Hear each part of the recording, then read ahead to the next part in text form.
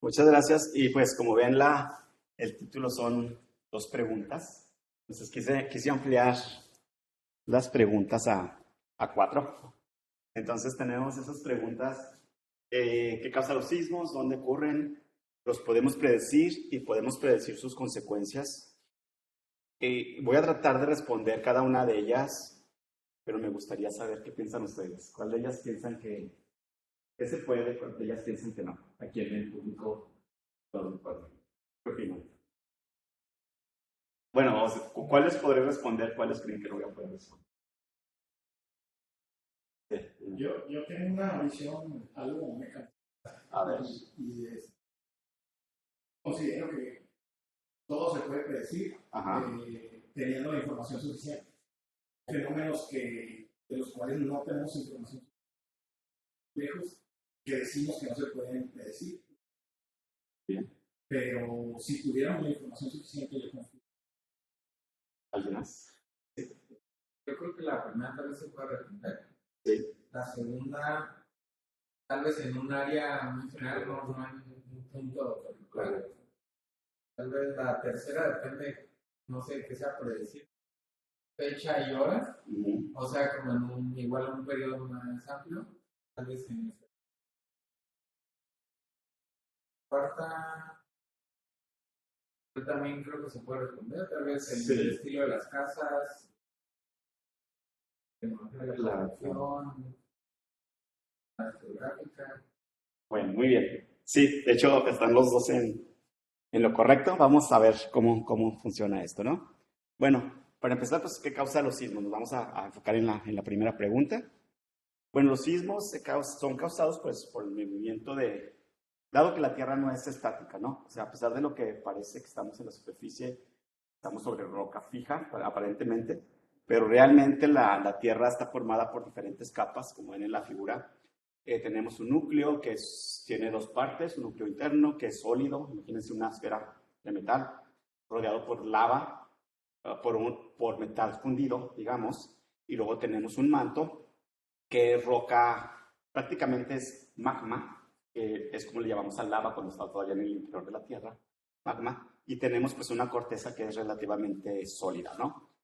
En la parte superior del manto, el manto se enfría de tal forma que parte del manto se convierte en la parte de abajo de la corteza, formando lo que se conoce como la litósfera, ¿no? Entonces, la litósfera está compuesta de la corteza y una parte sólida del manto.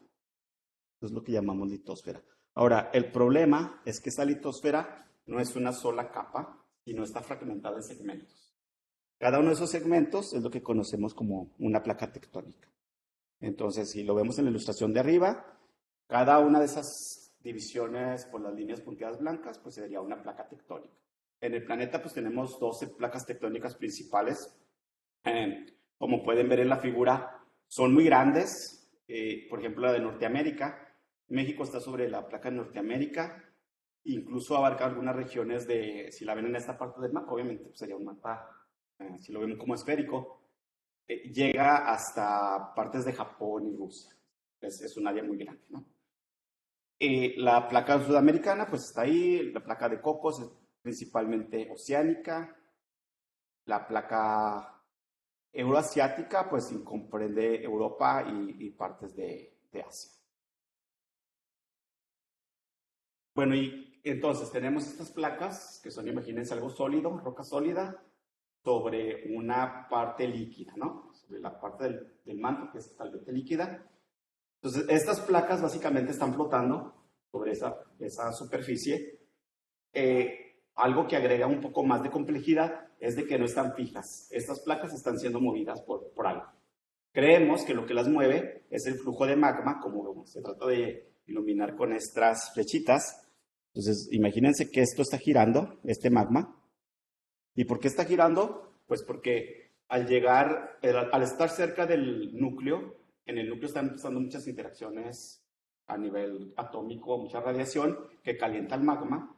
Al calentarlo, obviamente como el agua tiende a subir, llega a la parte más alta de la corteza, al punto de que se enfría. Al estar frío, tiende a bajar, ¿no? Entonces causa este tipo se conocen como celdas de convección, que es básicamente la circulación del magma.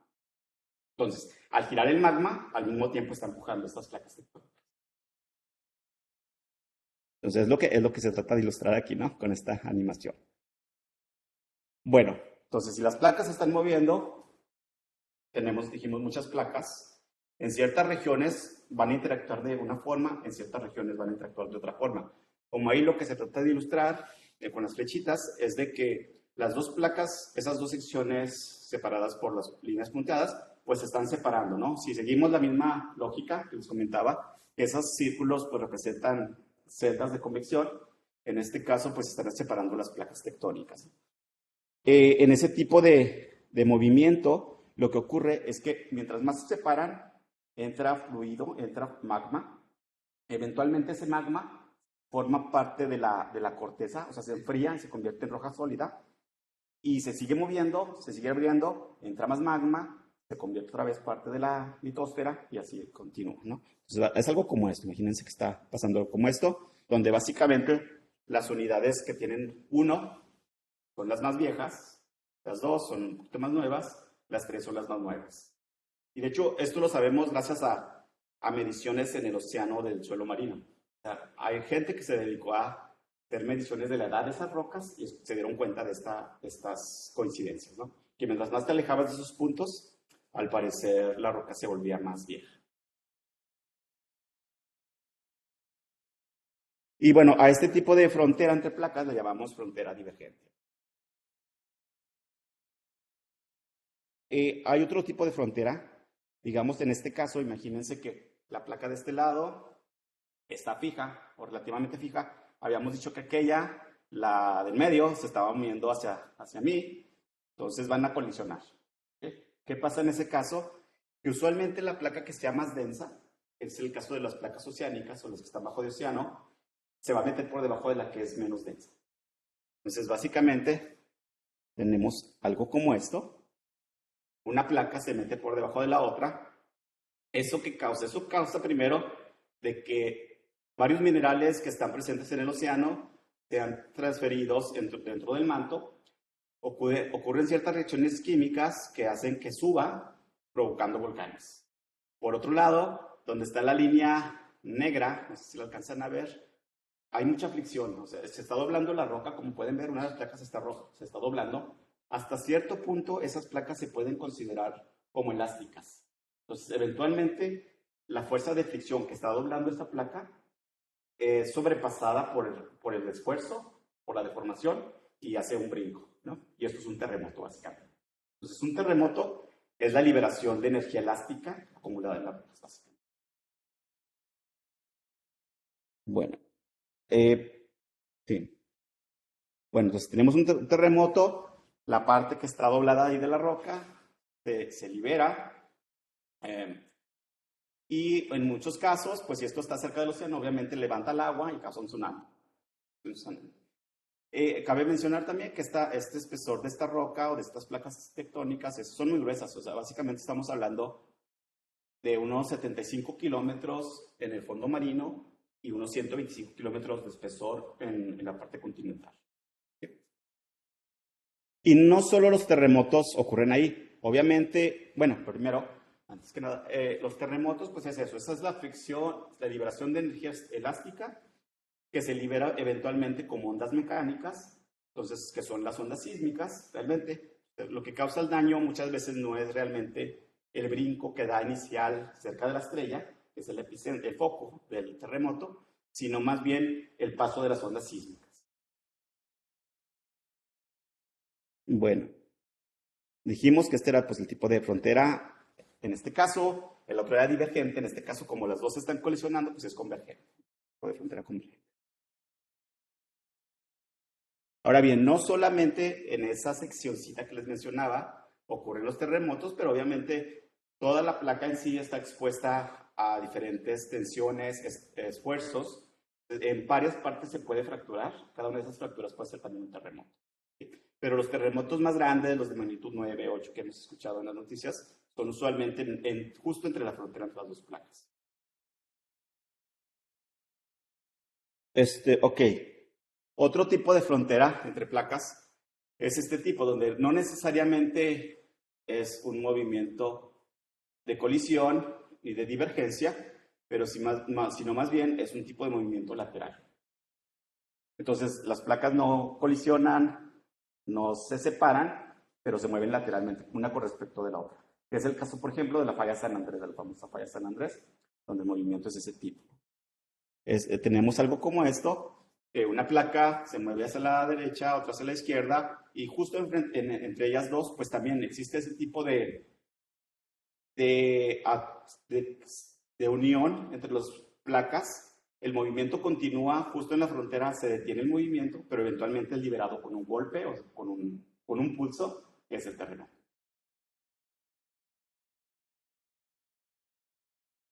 Bueno, entonces, ¿qué causa los sismos? Ya más o menos tenemos una buena idea. Ahora bien, ¿dónde ocurren? ¿Dónde ocurren? ¿Qué creen? En base a esto.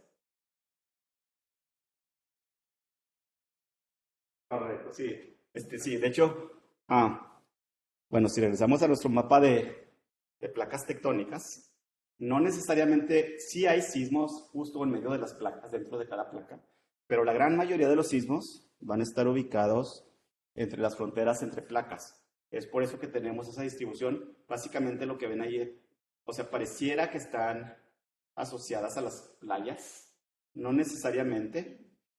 Ahí sí vemos una gran área, que es lo que se conoce como el cinturón de fuego, que es toda esta área, que básicamente nos limita a lo que es la placa del Pacífico, interactuando con otras placas, ¿no? En esa parte, pues alrededor de, digamos, el 90% de los sismos se ubican en esa región, en esa banda, pero también alrededor de, no sé, 75-80% de los volcanes activos están en esa franja. Esa es una franja, pues, de mucha actividad sísmica y volcánica y geológica en general, ¿no? Y bueno, anualmente, pues ahí hay unos datos de cuántos sismos esperaríamos tener globalmente. En teoría, pues alrededor de 1 millón, magnitud 2, que son los que ya muy pequeñitos. Los que empiezan a causar daños son los magnitud 5. Tenemos alrededor de 1.500 sismos globales.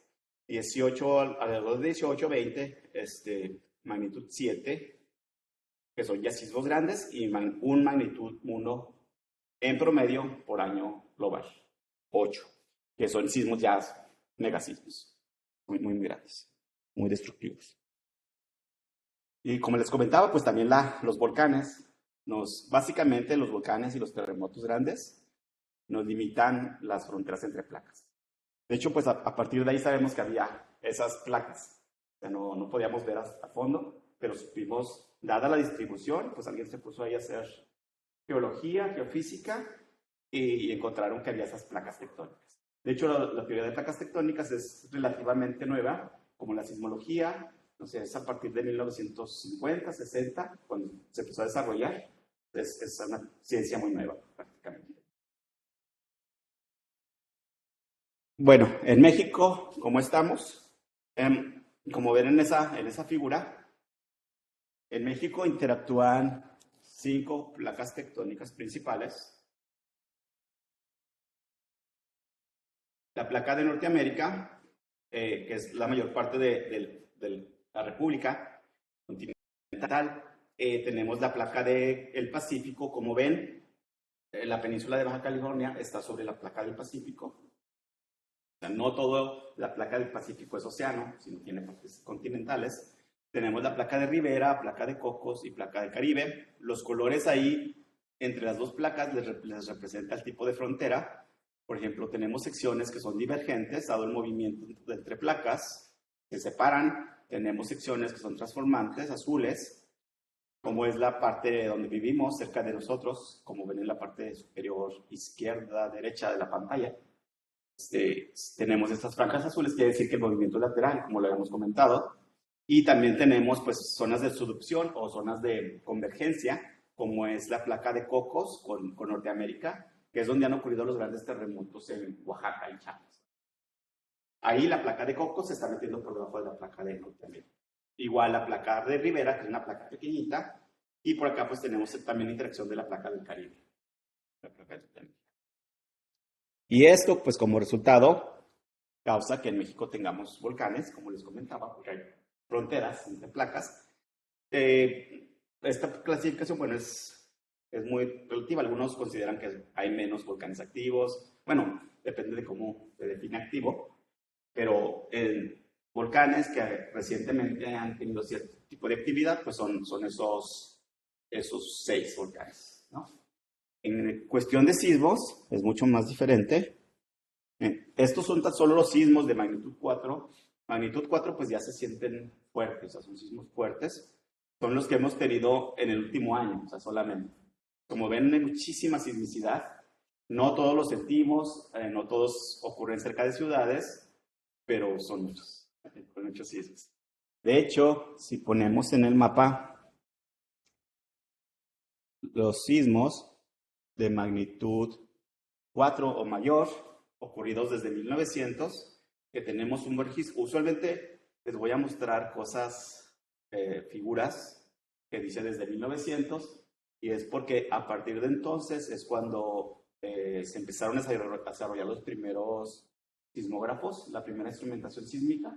Antes de eso, pues es difícil saber realmente qué estaba pasando, sino que hasta entonces es cuando tenemos registros. Pero bueno, ahí hay unos sismos relevantes. Ahí metí también el de 1787 casi hasta el fondo, porque es muy relevante, pero vamos más o menos a platicar de cada uno de ellos, así rápidamente. El de arriba, no, perdón, nos vamos a ir del más reciente a los más viejitos. 2 recientes que ocurrieron fueron estos de Oaxaca o Chiapas, en la zona del Istmo de Tehuantepec, que fue seguido por 12 días más tarde, en 1917 estos sismos, por uno de magnitud 7.1. El 8.2, pues es un sismo enorme, es muchísima la energía liberada. De hecho, como mucha gente usa como referencia, bueno, primero, esta es una escala logarítmica, la magnitud, lo que quiere decir que no es, un 7 no es casi un 8, sino realmente es 32 veces un 8, ¿no? Cada unidad de magnitud es 32 veces más liberación de energía. Entonces, un 6, alguna gente lo considera similar a la bomba de Hiroshima de la Segunda Guerra Mundial, la de energía liberada. Digamos, un 7 serían como 32 bombas de Hiroshima, un 8 serían 32, como casi 1000 bombas de Hiroshima, para que se den una idea de la cantidad que se libera. Obviamente, la mayoría de muchas veces esto ocurre pues, en los océanos o lejos de poblaciones, por eso no causa daño, pero cuando toca la casualidad de que ocurra cerca de una ciudad, pues es muchísima la energía liberada y mucho el daño que pueden causar. Otro sismo relevante es este, bueno, para nosotros, fue muy cerca de Mexicali, quizás algunos de ustedes, o la mayoría no les tocó vivirlo, a mí no me tocó todavía estar aquí, pero sí sé que, por ejemplo, causó muchos daños en la carretera transpeninsular, en ciudades de Estados Unidos también causó mucho daño, en Mexicali, obviamente. Entonces, solo para mostrar que también en nuestra área ocurren sismos grandes, no solo en el sur, ¿no? Y puesto que ya han ocurrido, pues pueden seguir ocurriendo en cualquier momento, ¿no? El sismo de 1985, pues el famoso sismo de 19 de septiembre, magnitud 8.1, este sismo pues fue muy devastador. Al parecer, bueno, aparentemente o datos extraoficiales, digamos, de esa forma, calculan que fueron como 40,000 personas las que fallecieron en ese sismo. Datos oficiales, pues están entre 10,000 y 15,000 personas, pero pues fue un hecho que fue un sismo muy devastador, ¿no? La mayoría de sus muertes en Ciudad de México, por cierto. Este sismo es también interesante porque a pesar, como les decía, la magnitud 6.4 no se compara con un 7 o con un 8, pero aún así causó muchísimo daño, y pues este es como un ejemplo de un sismo que no necesariamente pasó cerca de la frontera entre placas. Este pasó por Veracruz. Si consideramos que la frontera es pues la zona costera, Oaxaca, Chiapas, Guerrero, este fue cerca de Veracruz, se conoce como el sismo de Jalapa, pero aún así, pues precisamente por lo mismo, la gente no está acostumbrada a los sismos, de repente cae un sismo, entonces es muy devastador. En este caso, la gran mayoría de las muertes fueron por deslaves. Hubo deslaves de lodo que enterraron a las personas, hubo se desmoronaron montañas, hubo hundimientos de suelo. Todo esto causó que este sismo sea considerado como el segundo que ha causado más muertes. Entonces, otra vez, no necesariamente los sismos más grandes son los que causan más muertes. O los de mayor magnitud, no necesariamente, ¿no? Este sismo es un sismo enorme, o sea, una magnitud 9, pues es similar al de Tohoku, Japón, en el 2011. No sé si recuerdan el que causó un tsunami, causó daños en una planta nuclear. Este sismo pasó en 1787, como les decía, no tenemos registros sísmicos como tales, pero sí sabemos pues hay gente que se dedica a hacer un recuento histórico y por registros de las iglesias que solicitaban ayuda al Vaticano o registros de las haciendas, sabemos que el daño que causó, entonces en base a ese daño y a la distancia, pues ustedes se van separando de esa área y aparentemente es menos el daño. Entonces con esa información pueden hacer una retrospectiva y saber más o menos dónde fue su epicentro y más o menos qué magnitud tuvo que tener.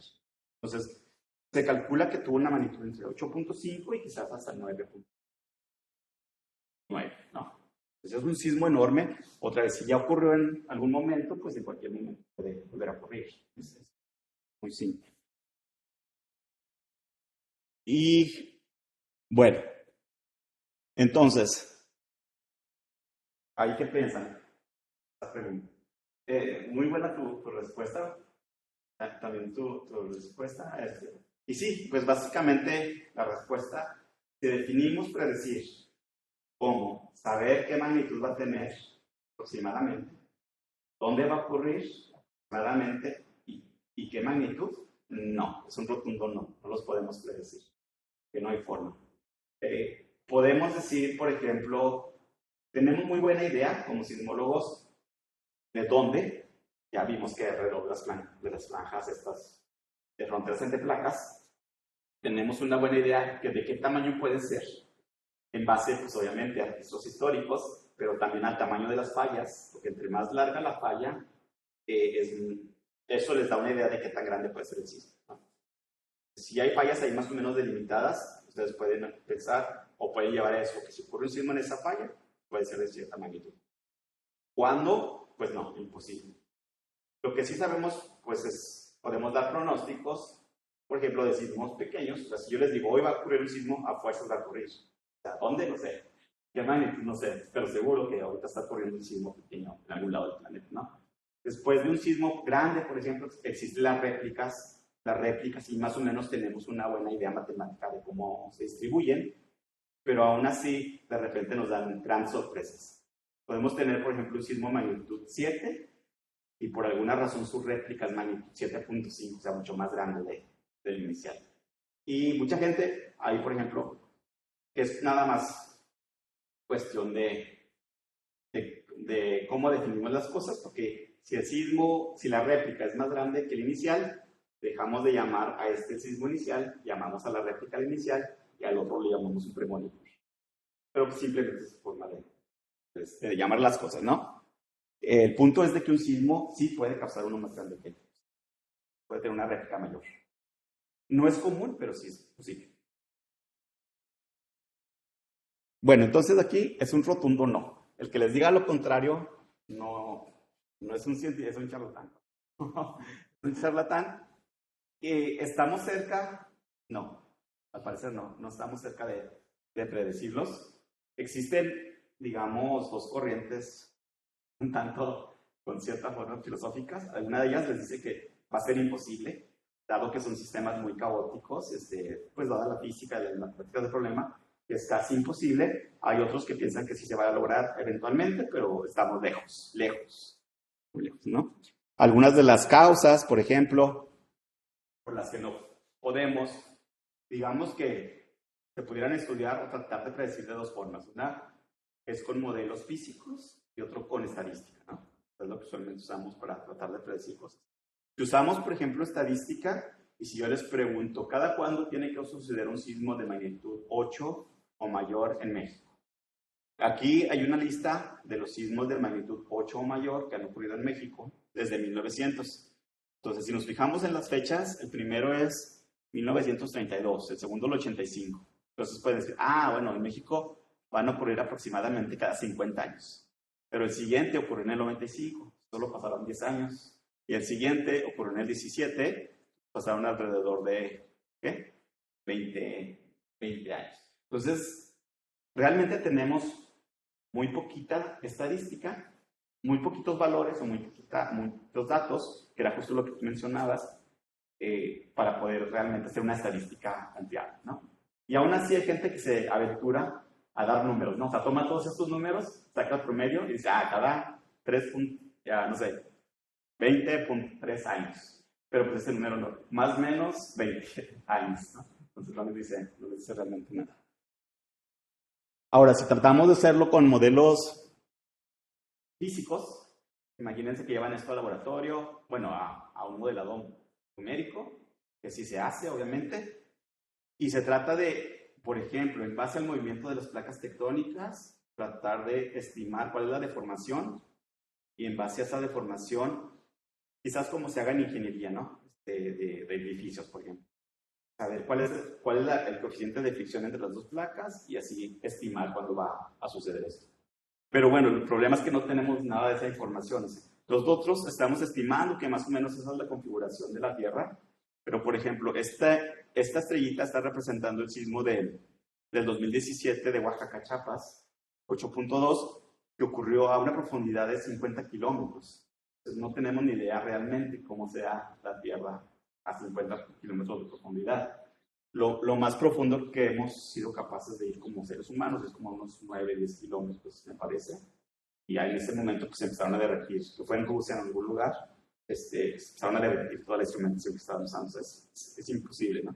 Entonces no conocemos el tipo de materiales a ciencia cierta, no conocemos la geometría, no conocemos qué tanto ya se desplazaron las placas tectónicas. Eso es el gran problema. O sea, podemos saber cuánto se desplazó este año, pero no sabemos cuánto llevan desplazándose. Y en base a eso, qué tanta deformación ya acumulado. Entonces es muy difícil establecer modelos físicos. Se está intentando, obviamente, pero es complicado. O sea, no necesariamente para predecirlos, pero sí para entenderlos. Bueno, ahora podemos predecir. ¿Me dices cómo vamos con tiempo? Bueno, y vamos bien. Entonces, podemos predecir sus consecuencias. Predecir, no necesariamente, pero podemos pronosticarlas, sus consecuencias, en base a lo que su compañero nos comentaba. Y bueno, los predecimos en base a esto. Esta es como nuestra medida para pronosticar, que lo que llamamos riesgo sísmico, que básicamente es la probabilidad de que una población sea afectada física o... Bueno, esta definición yo la escribí, pero básicamente es eso, ¿no? De la probabilidad que una población sea afectada física o económicamente debido a un sismo. ¿Y de qué depende esto? Pues depende de varios factores. Mucha gente lo considera como imagínense, no una multiplicación como tal matemática, pero como la acumulación de estos factores, ¿no? O sea, el riesgo va a depender del peligro, exposición y vulnerabilidad. Por peligro se entiende que si hay algo cerca de nosotros que es un peligro, en este caso los terremotos, ¿no? O sea, si estamos en una zona donde hay terremotos, el peligro en nuestra ciudad es grande. ¿Sí? También depende de cómo reacciona el suelo al paso de las ondas sísmicas. Que no sé si han escuchado, por ejemplo, que en la Ciudad de México, cuando pasan las ondas sísmicas de sismos muy lejanos, o sea, esas ondas pueden estar no causando daño en ciudades en su camino, pero al llegar a la Ciudad de México pues básicamente pues, fue construida sobre un lago, el cual ya obviamente ya no existe, pero los sedimentos que quedaron tienen cierta composición o características físicas que interactúan en palabras muy, bueno, no las adecuadas, pero como una gelatina, imagínense, ¿no? Llegan las ondas sísmicas, empiezan a mover muy fuerte la Ciudad de México. De hecho, existe un efecto de amplificación de ondas sísmicas, o sea, se amplifica su movimiento y además la geometría de este lago causa que reboten y hagan un tipo de vibración e interactúan de forma constructiva. Entonces hay un movimiento ahí demasiado fuerte, a pesar de que el sismo fue muy lejos, ¿no? Esto se considera parte del peligro.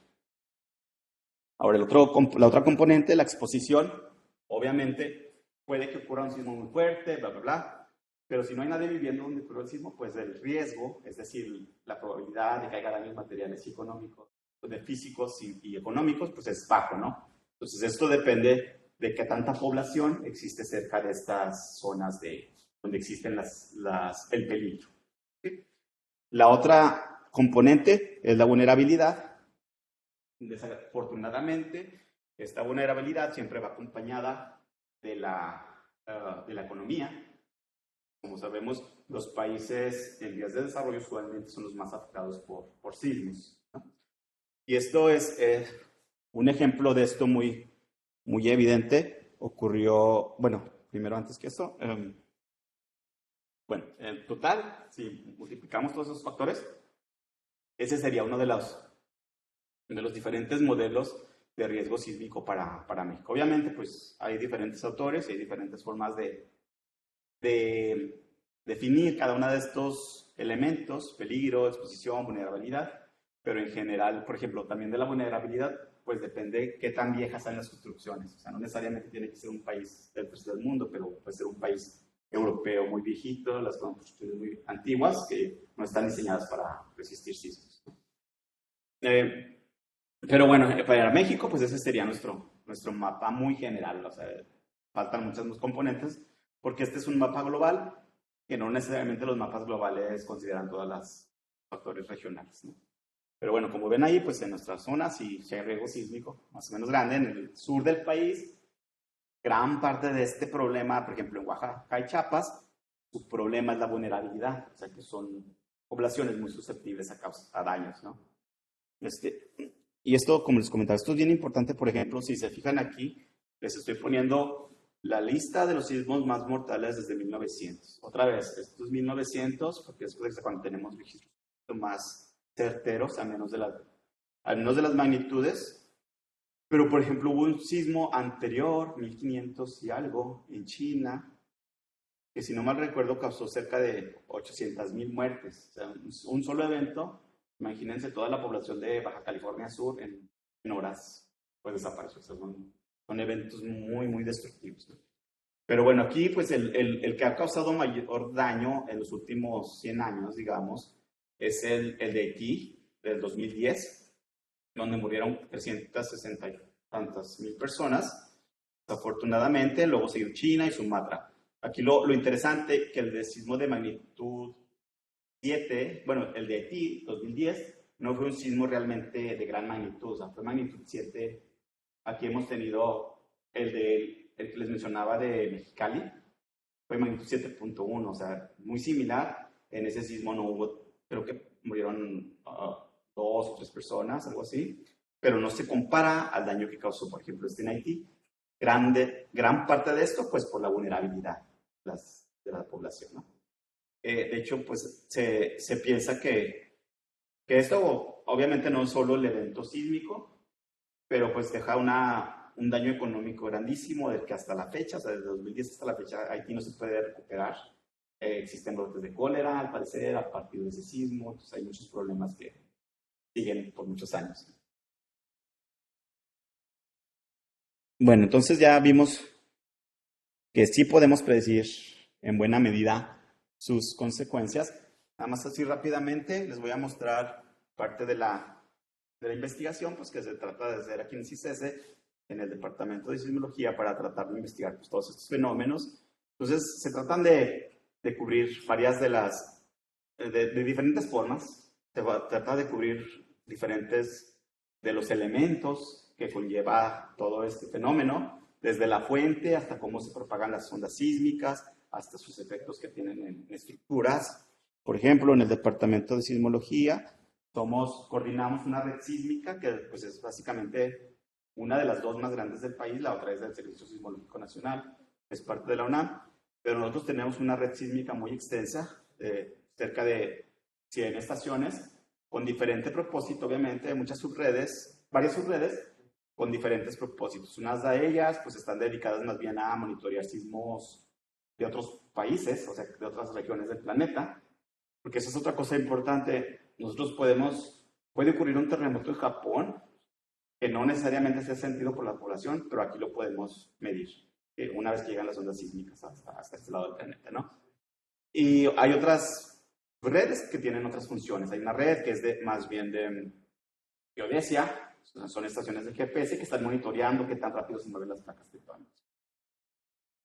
Y bueno, tenemos colaboraciones, usamos también algunas de las redes del Servicio Sismológico, de la Red Sísmica del Sur de California, y compartimos y colaboramos mucho con estos centros internacionales, ¿no? Todo esto nos sirve pues para tener una mejor idea de dónde ocurren los sismos. Al saber dónde ocurren incluso los sismos pequeñitos, por ejemplo, podemos saber qué tan largas son las fallas. Y al saber qué tan largas son las fallas, nos da una idea de qué magnitud podríamos esperar en esa región, ¿no? Entonces, se hace un estudio muy intenso de lo que registran las estaciones y se tiene una mejor ubicación y localización de fallas. También parte de la misión de esta red es informar. Entonces, tenemos un archivo muy grande de sismos. Cada vez que ocurre un sismo, la página muestra información científica, pero también para el público en general sobre el sismo, sobre su ocurrencia, sobre sus características. Obviamente se están tratando de implementar nuevas técnicas de inteligencia artificial y ese tipo de algoritmos para tener una mejor conocimiento, ¿no? de la sismología. Como les decía, es una ciencia nueva. Antes todo se registraba en papel. No sé si han visto esas películas donde va como un tambor dando vueltas y una pluma rayando el papel. Pero obviamente, a partir de que todo se digitalizó y de que tenemos computadoras para ver todos los sismogramas del mundo y tratar de entender algo o buscar patrones, es de que se ha hecho gran progreso, ¿no? Ahora pues tenemos estas técnicas de inteligencia artificial y ya obviamente se están implementando también en sismología. Bueno, también se hacen estudios en el centro con nosotros de cómo responden los edificios al movimiento de la Tierra. Tenemos laboratorios especializados en estas áreas, así como tenemos también laboratorios especializados en ver cómo responden los diferentes tipos de rocas a las ondas sísmicas o qué tan rápido se propagan las ondas sísmicas en los diferentes tipos de roca. Y pues hacemos también, se hace modelación numérica, ¿no?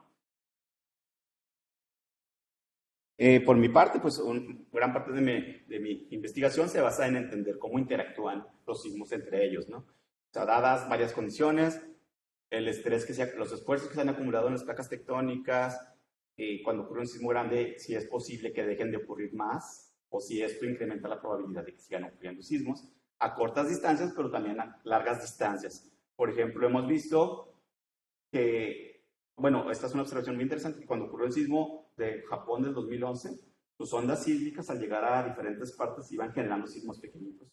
Incluso aquí en Baja California hubo sismos pequeñitos causados por ese sismo, por las ondas sísmicas de ese sismo. Es un fenómeno bien interesante. Y bueno, estamos también trabajando en la implementación de una alerta sísmica, en el diseño. Esto lo estamos haciendo con una universidad en Suiza y también lo estamos haciendo con Caltech. Y bueno, solo para finalizar así rápido, solo llamar su atención a de que otra vez nosotros estamos en una zona sísmica, básicamente porque tenemos una frontera, estamos cerca de una frontera entre placas del tipo transformante, donde se mueve lateralmente.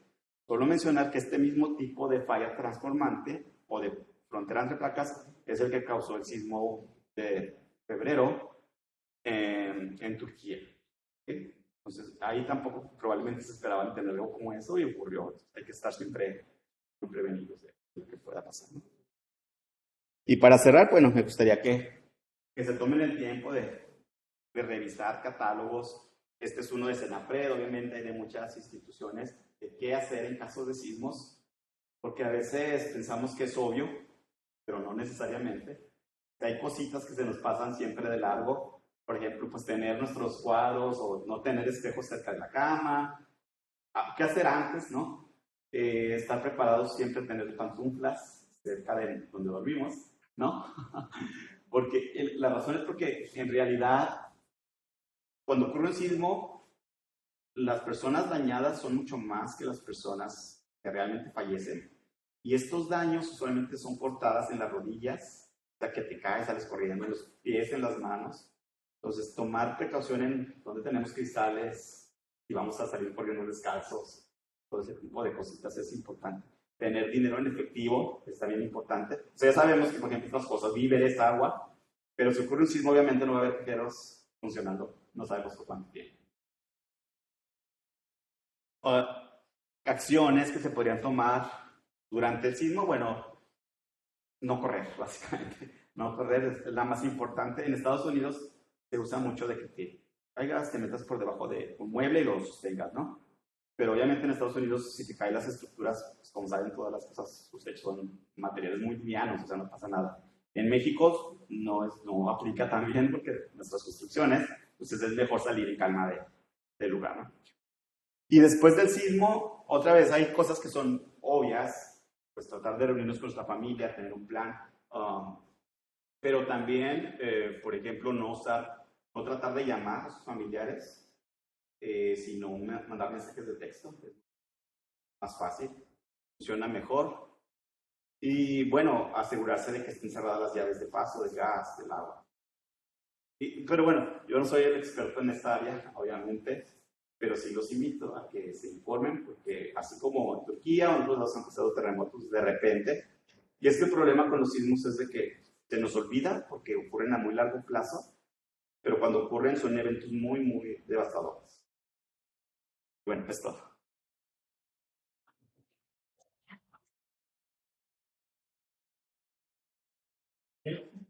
Poquito tenemos preguntas. Auditorio virtual. No, tengo. Sí, adelante. Bueno, me mencionó que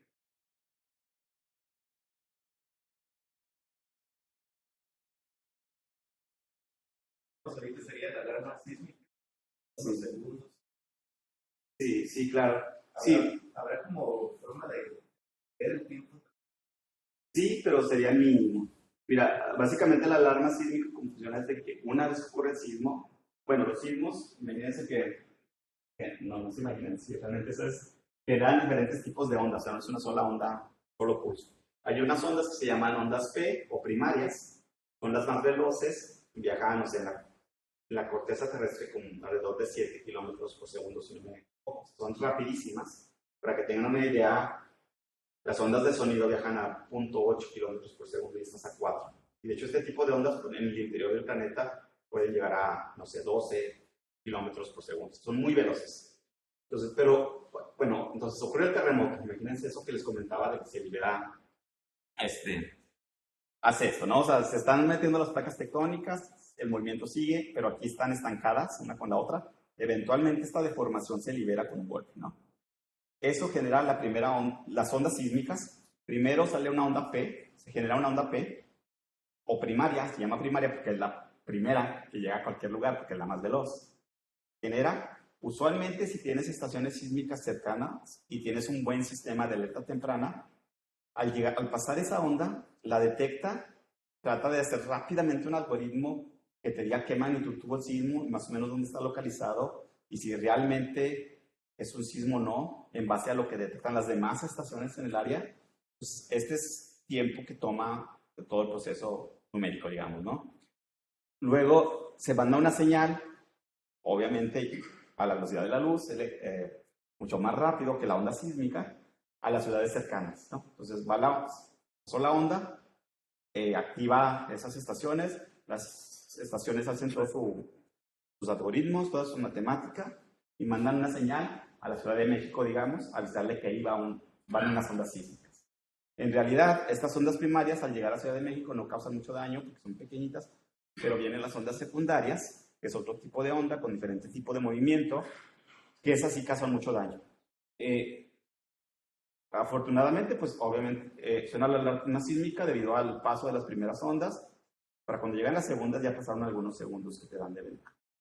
El problema es que esto no aplica a cualquier región. Obviamente, si tú estás muy cerca del epicentro, donde va a ocurrir el sismo, aunque pongas toda esa infraestructura, o sea, básicamente te van a llegar al mismo tiempo la onda P y la onda S. Entonces, depende mucho de qué tan lejos sea el epicentro, depende mucho de la infraestructura y depende mucho de la tecnología, obviamente. De que si tus estaciones bueno, si la infraestructura computacional, digámoslo así, es lo suficientemente buena, o sus algoritmos para detectar que era un sismo, que no fue algo que pasó ahí cerca de la estación, para comunicarse con las demás estaciones, es decir, si sintieron lo mismo, de dónde venía y qué magnitud es. Porque no puedes que sientes un sismo pequeñito y sacar a toda la gente de la Ciudad de México de sus casas, o sea, tiene que ser de cierta manera. Y luego tienes que tener la tecnología para mandar la señal lo suficientemente rápido a donde quieres advertir. Y una vez que llega ahí, tienes que tener la tecnología para avisar a la gente, ¿no? En California se utiliza uno que se llama Check Alert, que llega por la señal por tu celular, pero al parecer es mucho más, bueno, no sé, pero yo pensaría que es mucho más eficiente lo que se hace en Ciudad de México, directamente a las bocinas, toda la ciudad, ¿no?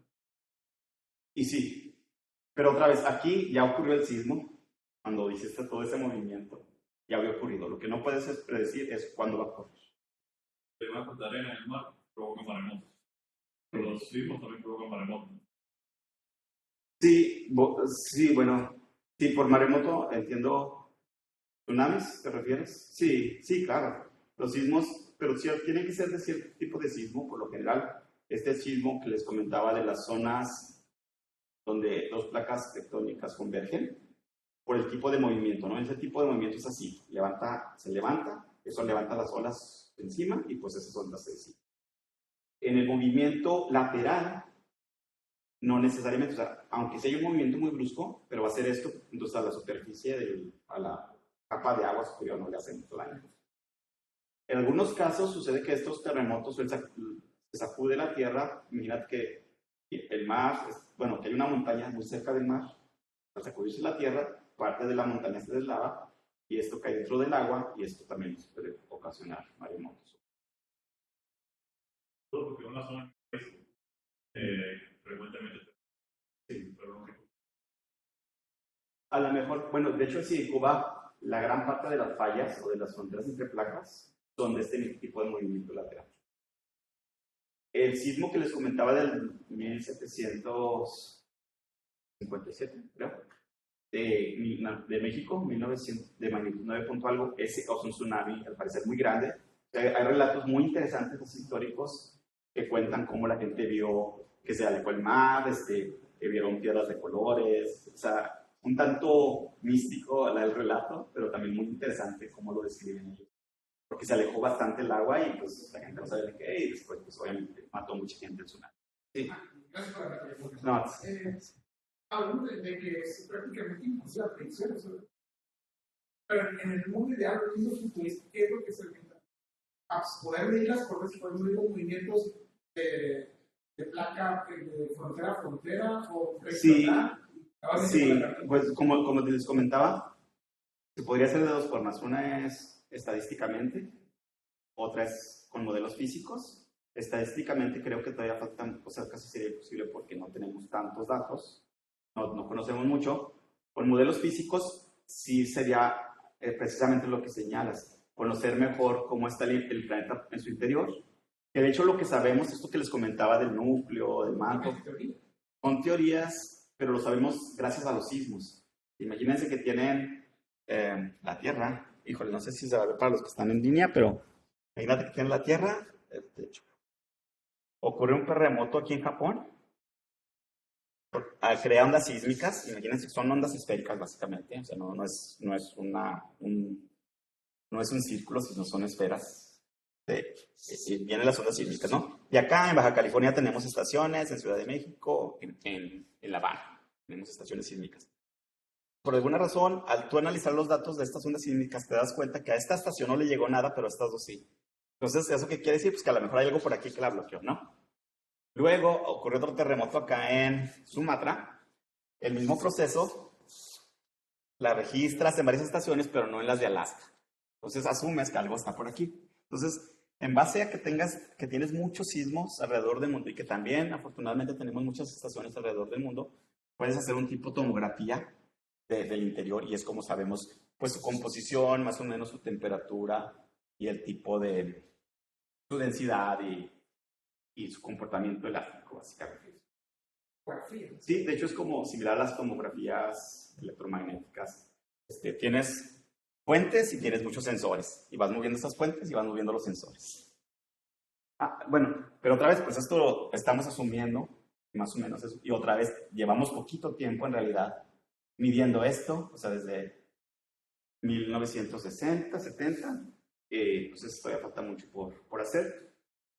Y otra cosa, lo que te comentaba al principio, quizás de las mejores, de las más grandes problemas, es que no sabemos qué tanto se están moviendo medimos lo que sucede en la superficie con estaciones GPS y con radares y con satélites, pero no sabemos si ese mismo movimiento se puede trasladar al interior de la Tierra donde ocurren los terremotos. Retomando eso de la estadística, en el caso de los mayores 8, pues eran poquitos, ¿no? 4, 5, sí. Teníamos ese margen, ese umbral de más de 20 años. Y en el caso contrario, en que son muchos los que hay de 4 o menos, sí. Es precisamente que tenemos acceso a datos y no se puede producir más o menos un día. No. El problema con los sismos pequeños es que muchos de estos no son independientes. O sea, muchos de estos son réplicas de otros sismos grandes. Entonces, sí, o sea, se ve afectada la estadística por la ocurrencia de sismos grandes. Y estas réplicas pueden durar muchísimo. Por ejemplo, en el caso de Oaxaca, desde 2017 para acá aún hay réplicas. O sea, aún está muy alto. Hay otras partes, por ejemplo, una zona en Estados Unidos que se llama Nuevo Madrid, que al parecer hubo unos sismos, híjole, no me quiero equivocar, pero en los 1700 y algo, y al parecer, ahorita hay sismicidad en esa área, sin embargo se ve que no hay ninguna frontera entre placas, se ve con estaciones GPS, se ve que el movimiento es mínimo, pero hay sismos. Entonces asumen que son sismos réplicas de aquellos de 1700 y algo. Entonces, el problema es ese, que en una parte puedes tener réplicas de otros sismos, no sabes necesariamente cómo interactúan, y aparte los sismos propios del movimiento de las placas tectónicas. Sí. Bueno. ¿Alguien más? Sí. Yo tengo una pregunta, preguntaba si todos los registros que antes decían en papel ya están en digital o todavía hay trabajo pendiente. No, hay muchísimo trabajo pendiente y sí se hace. O sea, pues obviamente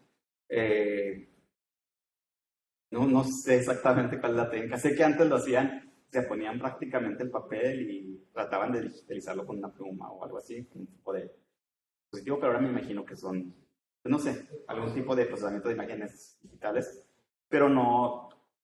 Incluso ahí mismo en CICESE tenemos un montón todavía de registros en papel que no se han digitalizado. No, falta mucho. Y aún así, pues desde 1900 para acá son muy poquitos los sismos grandes que han ocurrido, entonces es poco lo que... Pero imagínense, hace 100 años la gente veía, pues si en el registro en el papel hay una cosa, y con eso tratar de saber de dónde venía el sismo, por dónde pasaron las ondas, era muy, muy difícil. Hasta que, como les mencionó, hasta que pudimos meter todo esto a la computadora y tratar de sacar patrones, es que entendimos todo este tipo de conceptos. ¿Además? Sí. Tal vez esta pregunta va más pero no sé si conoces. Sí. Si se hacen simulaciones o algo parecido para saber qué edificios van a soportar en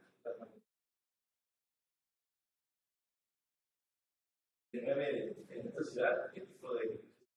Sí, claro que se hacen. Desafortunadamente, en todos lados se siguen los códigos de construcción. O sea, códigos de construcción hay casi para cualquier ciudad. Cómo deberían de ser las casas, cómo deberían de ser los sedimentos para que soporten un sismo del que se espera en esa región. Pero es muy complicado que realmente se construya siguiendo los códigos sísmicos, digamos, ¿no? Además de que no es tan sencillo, por ejemplo, lo que les comentaba en la Ciudad de México, ¿no? Que llegan las ondas sísmicas, se amplifican, y además hay un efecto de resonancia, de reverberancia, dado la geometría del lago, que tenía el lago. Entonces, se amplifican, no todas, bueno, cierta frecuencia de las ondas se amplifica. Esa frecuencia es justo la frecuencia con que vibrarían edificios de cierta altitud, me parece, no estoy muy seguro, pero como de 5 o 6 pisos de altitud, solamente esos. Más pequeños no vibran, un poquito más grandes vibran un poco. Solo justo es la frecuencia. Desafortunadamente en 1985 la mayoría de las casas que se cayeron eran multifamiliares con esas dimensiones precisas a las que venía vibrando el suelo. Son muchos factores los que debes de considerar. Pues, que ocurra un sismo, qué tan probable sea. Y bueno, otra razón por la que no se hace, como les comentaba, son eventos muy retirados, o sea, pasan no tan seguido. Puede que entre un gobierno, un presidente, que no le importe y realmente no pase nada en todo ese año, en su sexenio, o que sí pase, pero muy probablemente no va a invertir especulando, ¿no? Entonces eso es muy, muy complicado. Pues. Sobre todo pues, en los países con menos recursos, obviamente, pues el recurso a lo mejor se va a destinar a cosas más inmediatas, en ciudades más inmediatas. ¿Alguien más? Yo tengo una pregunta. Sí. No sé si es un mito, pero alguna vez leí que Baja California se estaba separando. Sí, sí, de hecho sí. De hecho sí se está separando. Mira, les voy a mostrar. No, ya. Sí, mira, de hecho esta parte de la península, o sea, la forma de la península, si la llevas hacia el sur, y la pones justo o sea, la parte, digamos, La Paz, puede embonar muy bien con Colima, con la parte, con la puntita esa que tiene el mapa.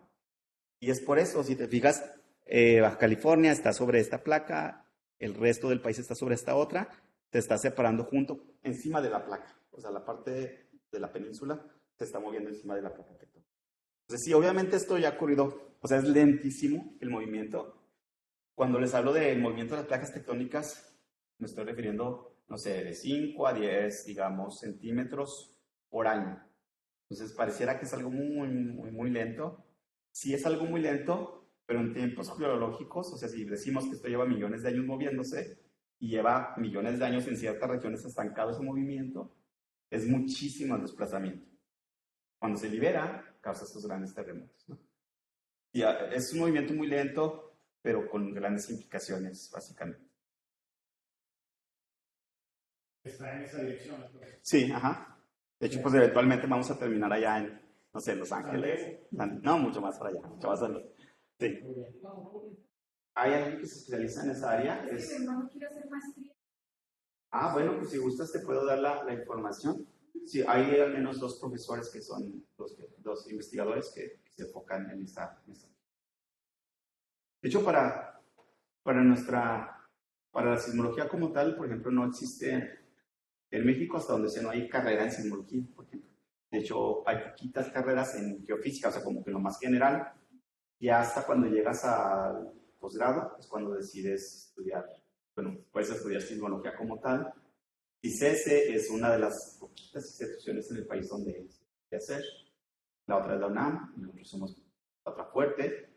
En general, pues tenemos el mismo número de investigadores, de sismólogos profesionales en CICESE que en la UNAM. Entonces es una buena opción CICESE para estudiar sismología. La otra cosa es que hacen falta sismólogos, y muchísimos. No sé, bueno, por ejemplo, en proporción, todos estamos acostumbrados a escuchar la famosa falla San Andrés, ¿no?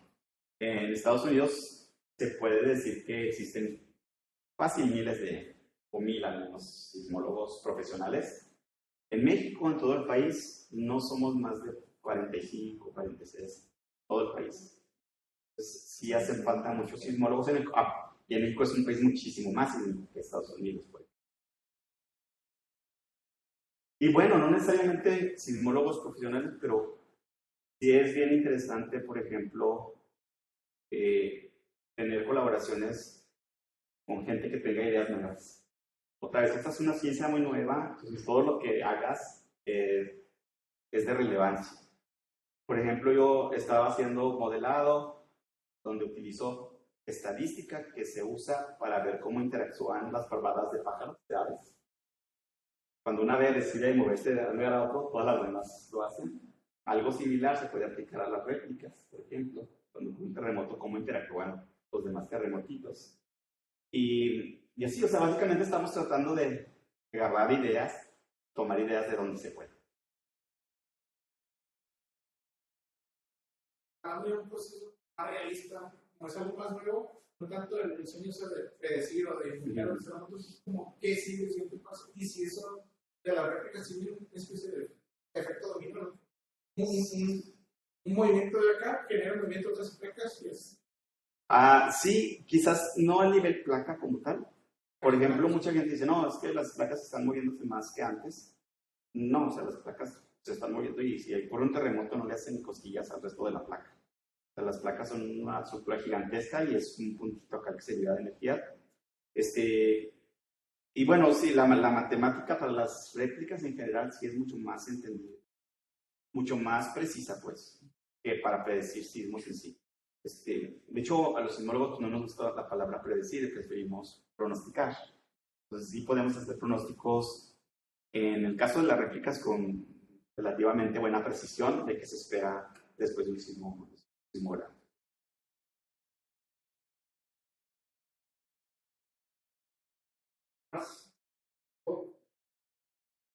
Bien, bueno, pues le agradezco por la plática y pues voy a leer el reconocimiento que le vamos a hacer.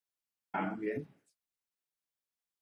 Dice el Centro de Investigación Científica y Educación Superior de Ensenada, otorga el presente reconocimiento al doctor Héctor González Huizar por impartir el seminario ¿Qué causa los sismos y cómo los estudiamos? Firmado por el mero de aquí. Perfecto.